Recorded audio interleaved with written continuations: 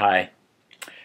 Great to be with you again. I missed you last week. It was only a week, but gee, I did. I thought about you a lot. And thought about how your break was going. I hope it was a break. I hope you got a little bit of time off at least. I know you have a lot on your plate these days. All of us do. And still, I hope you got a chance to exhale and relax a little bit and renew and rejuvenate. And glad you're back here now. We're moving into the third segment of the course now. So this is kind of a transition point right here. We looked at a lot of conceptual material, built from one concept to another, took apart the underlying structure of life transitions and rites of passage, looked at 3 phases, and each phase had a couple qualities to it, and really it was kind of an analytic sort of process, I think, the first 2/3 of the semester. Taking apart, dissecting, looking with some, I think, precision at the functions and the tasks of each of the stages of transitions, and as they're reflected in rites of passage. Now comes the time in the course where we pull things back together. We synthesize after analyzing. We gather after unpacking.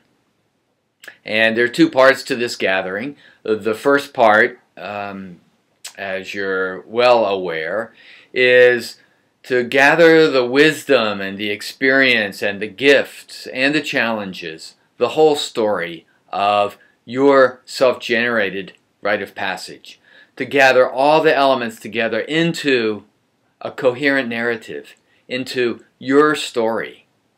So this will be our focus for the next couple of weeks, and then we move into a different kind of gathering.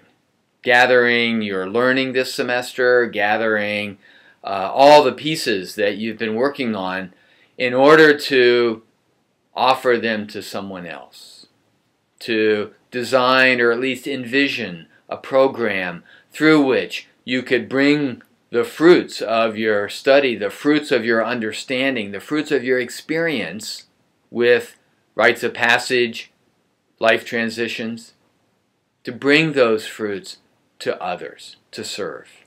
So that'll be the last part of the course this semester. So we're moving into a time of gathering, and I'm looking forward to how that unfolds for each of you. I was also thinking of you this past week in connection with a couple different conversations that I had. One with an old friend who I hadn't seen for a few years, and another with a close friend that I see often. I wrote about the first one, my lunch with my old friend Michael, and a health crisis that he had gone through, and his sense that his life could be defined as having 2 parts, before his illness and after his illness. So I wrote a little bit about that, posted it in the threaded discussion for this week. My other conversation with another good friend that I see often also had to do with one of those initiatory events. This was a car accident, actually, that led to some challenges, minor traumatic brain injury, concussion, and some shift. The point for us here, and what really got me thinking about this class and you, is the way she said after that experience with the accident and as her recovery is moving on, that she feels like everything's different. The things that gave her meaning before, that organized her experience, no longer give her that meaning. The sense that I know something that other people don't know, she said. In her case, it was vulnerability. That we're not invincible. The death is always just so very close.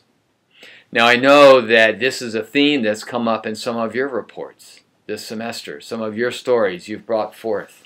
This sense that as a result of this initiation, as a result of this transformative life transition, you know something that other people don't know. And I dare say that's one of the deepest and most important functions of a rite of passage. You know something that you didn't know before, and you know something that most other people don't. There's an intimacy in that. It brings us back to ourselves closer. And I think I want to introduce a word that maybe has been so obvious this semester that we haven't even thought of it. And that is maturity. One of the outcomes of every life transition, as long as it's engaged consciously and really worked and digested, and one of the outcomes of every rite of passage, as long as it's the full story of rites of passage, severance, threshold, and return, the outcome we wish for from life transitions and rites of passage is greater maturity. Whether it's coming into puberty, moving into adulthood, the various transitions that happen during adulthood, a challenge or a triumph, a loss or a gain, all of these, when we take it in deeply, have the effect of increasing our maturity. At some stages we call it wisdom. At other stages we simply call it living your life that is, and not the life that someone else would put on you. So I want to float this word, maturity, out. This notion that what we've been talking about all semester long is deepening, growing in your maturity. Maybe it's psychological maturity. Maybe it's spiritual maturity. Certainly we need to unpack those concepts more.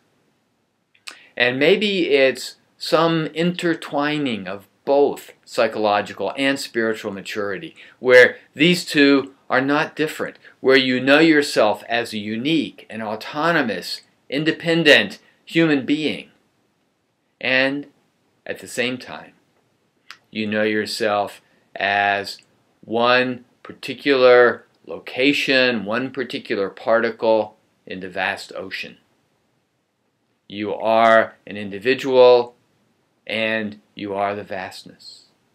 This intertwining as an expression of growing personal maturity. More who you are. So, don't know if this will come into our conversation this week, but let's see. We might just hold it tenderly with an open hand for the rest of the semester and see what comes. In any case, I'm looking forward to being with you this week, next week, hearing about the journeys that you've been on, hearing about your experiences. So, I'm really glad you're here and glad to be back with you this week. I'm going to bow.